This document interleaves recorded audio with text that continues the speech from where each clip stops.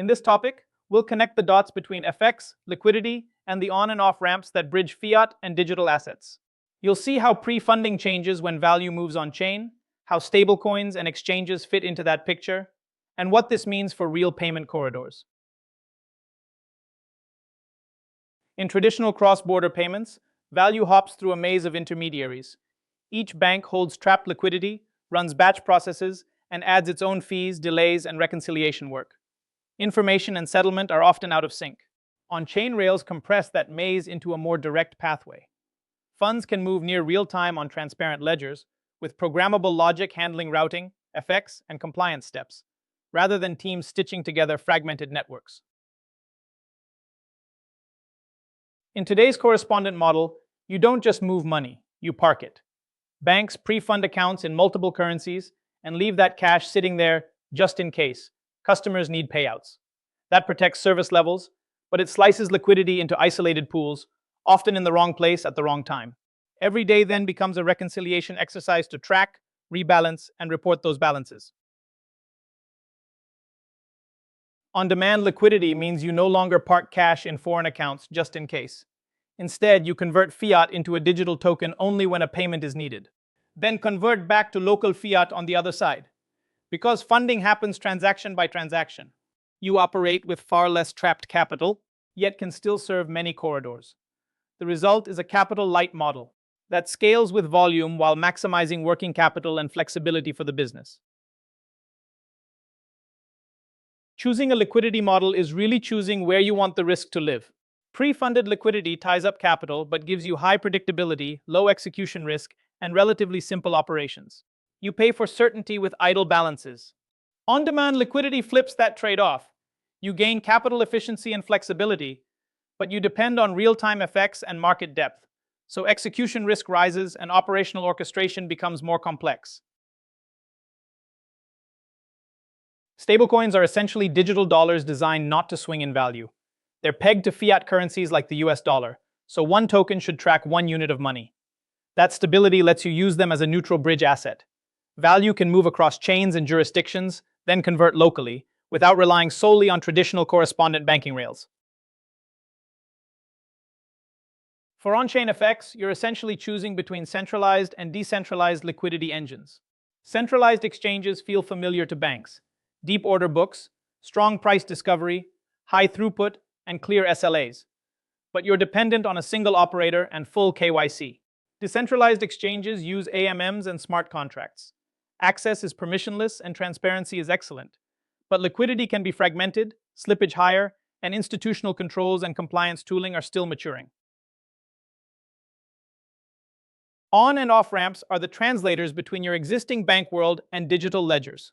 On-ramps take fiat from accounts, cards, or corporate wallets and mint or allocate the corresponding digital asset on-chain.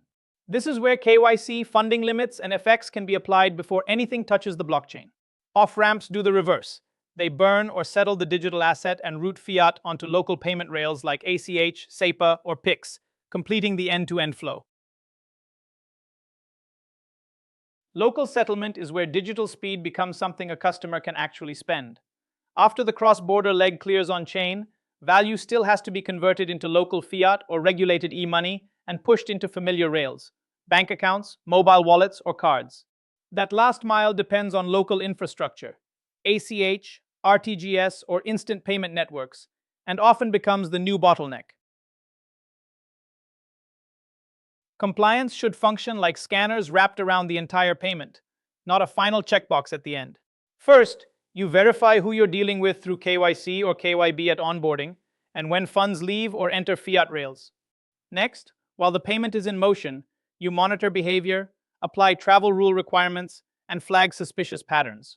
Finally, you continuously score wallets and counterparties using on-chain analytics, so risk is reassessed every time value moves. To actually land funds locally, the on-chain piece is only half the story. You also need a bank-grade ecosystem around you. Local banks for account credits, PSPs for alternative payout methods, FX brokers for competitive conversion, and licensed crypto firms to bridge digital assets and fiat. Together, they provide regulatory coverage, local reach, and redundancy. When you assess these partners, focus on concrete metrics, licenses, SLAs, payout methods, currencies supported, and settlement time from instruction to final credit. Here's how an on-chain USD to PHP payment works as a single flow. A US customer sends dollars to your platform, which converts that balance into USDC through an on-ramp. That USDC is then pushed across the blockchain to your Philippine partner in near real time. Locally, the partner off-ramps. They sell USDC for PHP through an exchange or liquidity provider, then credit PHP to the recipient's bank account or e-wallet. Compliance runs across every step, integrated into the flow rather than handled separately at the end. Now you'll put everything together for a concrete corridor. Select one live or plausible route for your institution, like EUR to MXN or USD to PHP. Start at the customer instruction and trace funds all the way to final payout.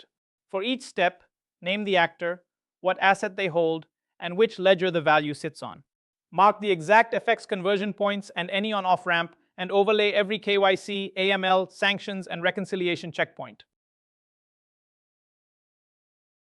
You can think of any on-chain payment program as resting on three pillars. First, liquidity strategy. Decide where you pre-fund, where you use on-demand liquidity, and how you minimize idle balances without degrading customer experience. Second, risk and compliance. Design flows so identity, screening, and monitoring are native to the architecture, not bolted on later. Third, technical robustness. Assume failure. Use multiple rails, chains, and providers with smart routing and observability so you can switch paths and keep optimizing over time.